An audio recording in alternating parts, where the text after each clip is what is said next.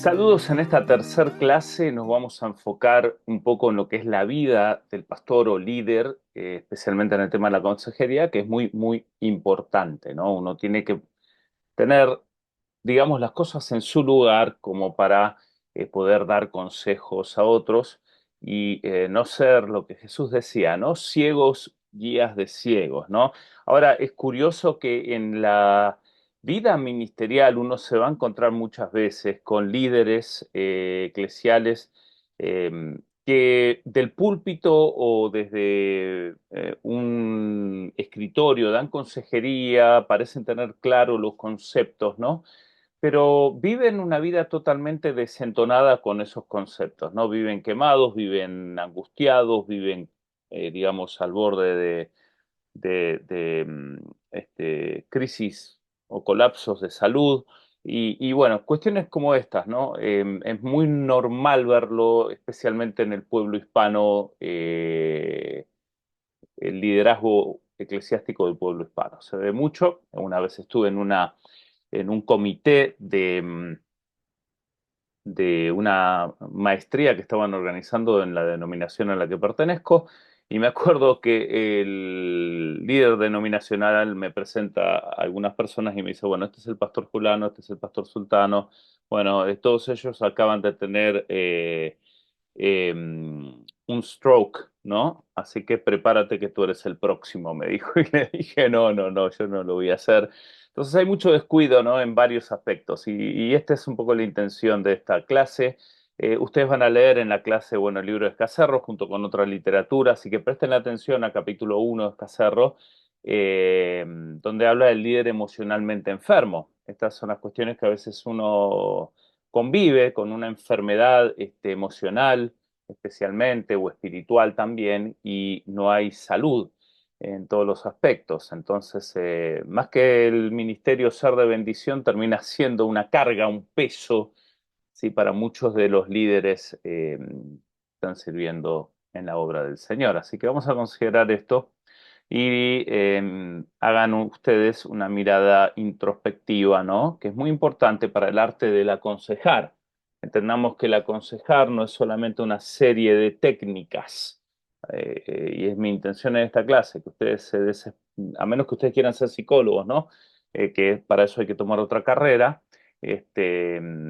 Si usted quiere ser un ministro en alguna de la amplia gama del ministerio cristiano, dentro de lo cual está la consejería bíblica, bueno, se espera que no solo tengas una suerte de técnicas en su lugar, sino más importante que usted sea una carta viviente, ¿no? Que pueda mostrar lo que está enseñando, ¿no?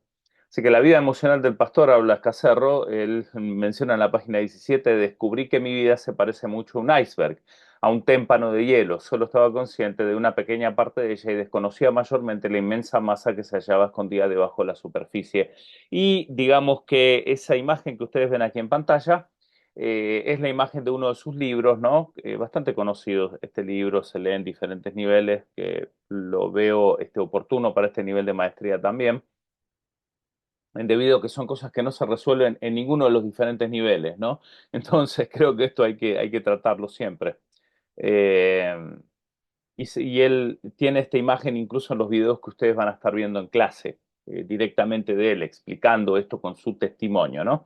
Él cuenta esto, básicamente, que habían cosas que él veía que estaban en la superficie, como esas cosas que se dejan mostrar a veces en nuestras vidas, esos indicadores de que algo no está del todo bien. Sí, a veces son indicadores de salud, a veces son asperezas o problemas en el matrimonio, en la casa, con los hijos, emocionales, pecados, etcétera. Y uno se da cuenta de que la cosa no está del todo bien, pero es como que de alguna manera uno sigue casi como por inercia en el ministerio. Esto se ve muchísimo, porque pues uno hay que estar allí, hay que estar en el ministerio, hay que servir, no importa cómo uno esté. Y ese de que no importa cómo uno esté, a veces es un cubre este tipo de iceberg, ¿no? Es un tapa problemas, ¿no? Y a veces hay que atender esto porque se está formando un gran problema interno que uno tiende a ignorarlo o no está del todo consciente, específicamente por este tipo de cover-up, de estas, lo que uno termina tapando, ¿no? Así que ustedes van a leer de esto un poco más. Yo les estoy dando una mirada general para no extenderles el video demasiado. Un líder emocionalmente enfermo es alguien que opera bajo un estado continuo de déficit emocional y espiritual. Pone énfasis en esa frase, déficit emocional y espiritual. Y al que le falta la madurez emocional y el estar con Dios lo suficiente como para sostener su hacer para Dios. Qué importante esta frase, y yo sugiero sacarla, imprimirla y ponerla en un cuadrito que esté siempre en tu oficina, en tu lugar de trabajo, para recordarte, recordarme, no entrar en este déficit emocional y espiritual. Eh, es tan normal ver esto, ¿no? En el ministerio, ¿no? Gente que opera bajo esos déficits, pero lo hacemos para el Señor y el Señor se hace fuerte en nuestra debilidad y utilizamos textos como esos, ¿no? Pero si bien es cierto que el Señor se hace fuerte en nuestra debilidad, no tratamos, hay que tratar con esa debilidad, hay que exponerla a Cristo, hay que reconocerla, cuestiones por el estilo y no ignorarla o pasarla por alto, ¿no? Entonces, esos son uno de los males que encontramos en el liderazgo cristiano y tenemos consejeros que, bueno, pues meten la pata bastante para hablarlo mal y pronto, ¿no? Así que el estar con Dios, dice Escacerro, es muy importante. El trato de nuestra vida emocional, los tiempos de reposo, son muy importantes. Así que yo quiero que ustedes, mientras leen esto y hagan el foro de esta semana, ¿sí? Donde les pregunto qué aspectos piensa que debe prestarle más atención de los que menciona Escacerro, qué prácticas pueden ayudarle de las que él menciona. Ustedes reflexionen cómo se relacionan con lo leído, qué hacer ante la realidad esta de crisis personal, ¿no? Uno se encuentra dando consejo, pero está en crisis. ¿Qué hacer ante esta realidad? ¿Cómo aplicar el habla de la práctica del Sabbat, esa pausa? Y si ustedes leen, hay un texto interesante, se los comparto rapidito, que es el texto donde Jesús dice, venid a mí, todos los conocen, ¿no? Todos los que están trabajados y cargados, que yo os haré descansar, en versión Reina Valera 1960, ¿no? El os haré descansar en griego es una palabra compuesta que se llama anapauso. ¿Sí? Y anapauso es poner una pausa, ¿sí? Hacer una pausa. En otras palabras, ese texto bien se pudiera traducir que vayamos a Jesús si estamos trabajados, cargados, que Él nos va a hacer poner una pausa. De alguna manera, Jesús en ese texto se mimetiza con la idea del Sabbat del Antiguo Testamento, la importancia de pausar. En un lenguaje futbolero, yo que crecí en Argentina, sí, estuve 20 años allí, uno habla de parar la pelota, de no jugar como loco mirando hacia adelante, sino parar la pelota y mirar. ¿Sí? Las pausas son muy importantes en nuestras vidas. Así que Escacerro va a hablar de diferentes temas en este capítulo que ustedes van a ver de las características de un líder emocionalmente enfermo. El no tener conciencia de estos problemas, habla él en primer lugar. Luego va a hablar también de que un líder emocionalmente enfermo le da más prioridad al ministerio, aún sobre el matrimonio o la soltería. Él sugiere que la soltería también es un beneficio y de hecho, bueno, es tema aparte, ¿no? Pero él sugiere esto, ¿no? Que la soltería es un beneficio, pero que uno pone el ministerio para tapar todo eso. Hace más actividades para Dios, como les leía, de las que puede sostener su relación con Él. Y también mencionan de que carecen este ritmo del Sabbat. Así que esto es en cuanto a la vida del líder. Yo en esta clase, ustedes van a ver en Canvas que esta clase habla también de eh, ver los diferentes tipos de consejería que lo he cubierto un poco la semana pasada. Y bueno, en esta clase más que nada me estoy enfocando en este aspecto de la vida del pastor. Aquí están los diferentes tipos de consejería que ya les he hablado un poquito. Sí, el tema de la consejería de apoyo, sí, el caminar con, en este caso la consejería difiere de lo que son generalmente las terapias. Acá en lo pastoral es tan importante el apoyo, el estar con, sí, esa idea de la del acompañamiento, el estar para una persona, ¿no? Y la idea del Espíritu Santo es que Él está para nosotros, Paracleto es llamado a estar para nosotros, ¿no?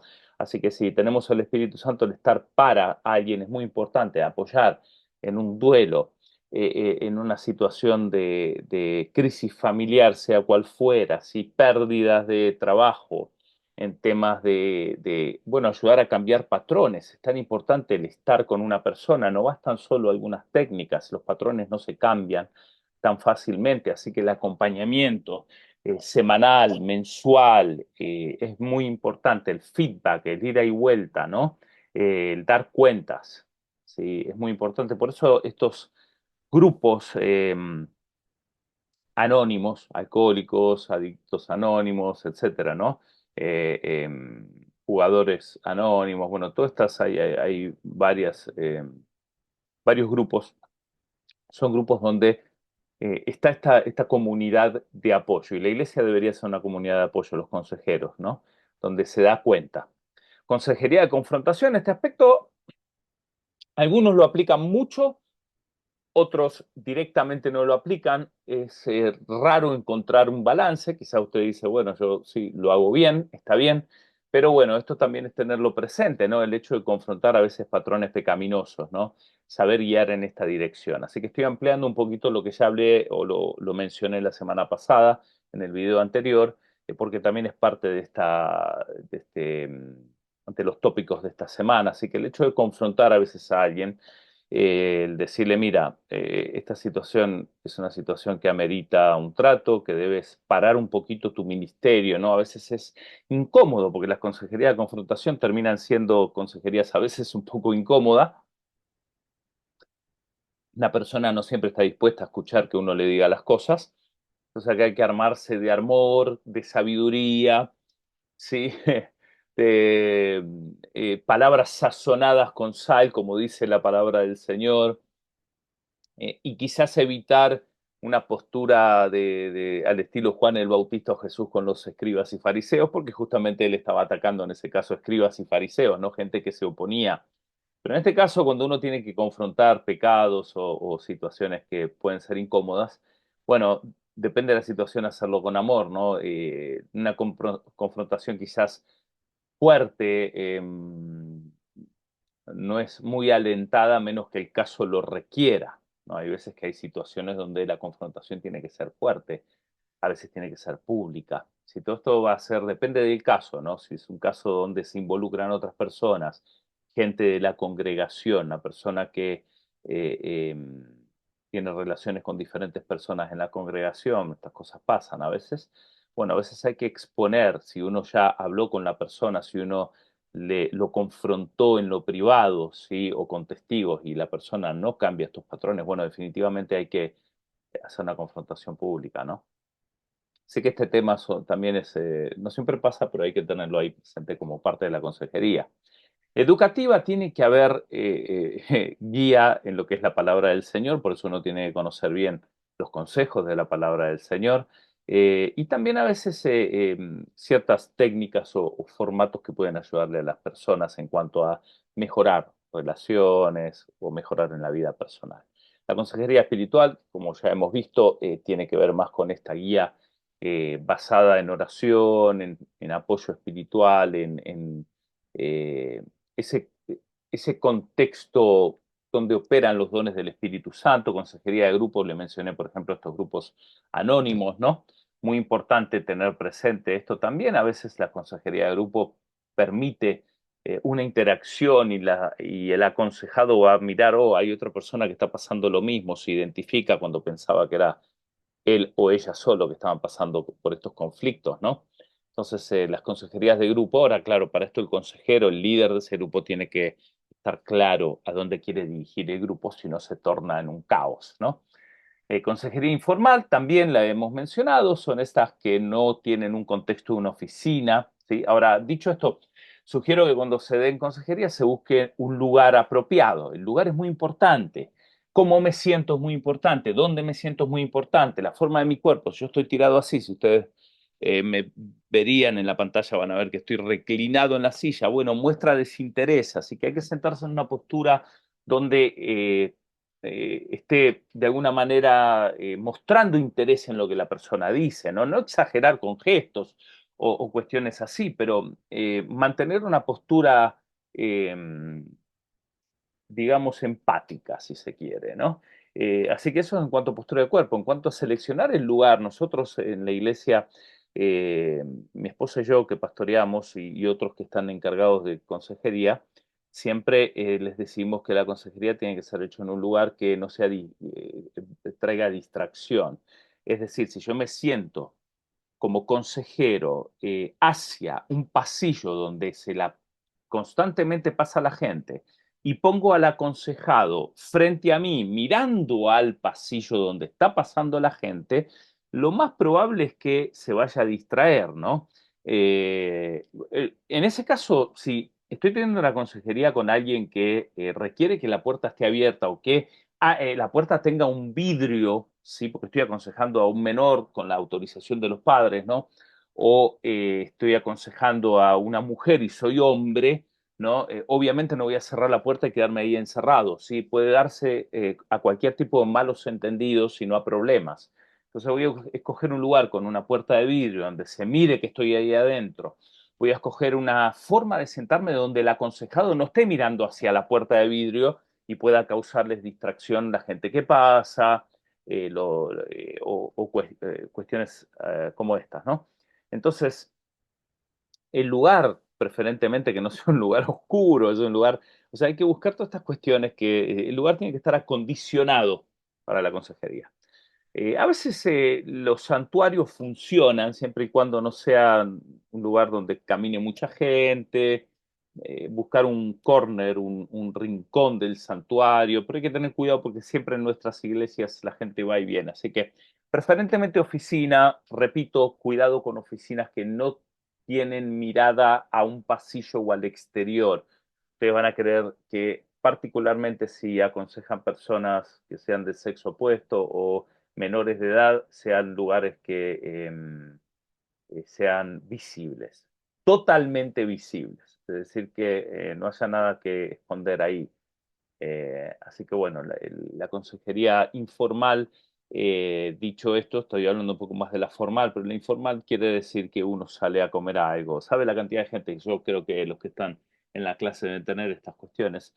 Eh, la gente de la iglesia, en nuestra cultura en particular, le gusta invitarte a comer, que unos taquitos, que unas empanaditas, que unas pupusas, que unos rellenitos, bueno, lo que sea de la cultura, ¿no? Que un lomo saltado, que una bandeja paisa, y depende de cada país, ¿no?